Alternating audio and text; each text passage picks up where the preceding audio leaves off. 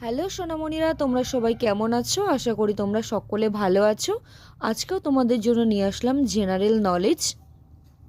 চলো শুরু করা যাক। আঁশ নেই এমন দুটি মাছের নাম করো, শিঙি, মাগুর মাছ। আঁশ আছে এমন দুটি মাছের নাম করো, রুই, বাটা, তেলাপিয়া মাছ। কোন মাছ উড়তে পারে? উড়ুক্কু মাছ। সাপ নয়, কিন্তু হুবহু সাপের মতন দেখতে কোন মাছ? বান মাছ। কোন কোন মাছে একটি মাত্র কাঁটা থাকে? ভেটকি, পাবদা, পমফ্রেট মাছ। কোন কোন মাছের সুর আছে? ট্যাংরা, শিঙি ও মাগুর মাছ।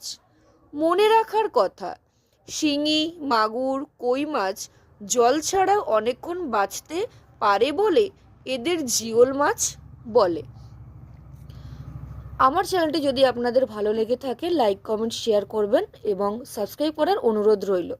আজকে তোমাদের প্রশ্ন, আঁশ আছে এমন দুটি মাছের নাম বলো এবং আঁশ নেই এমন দুটি মাছের নাম বলো।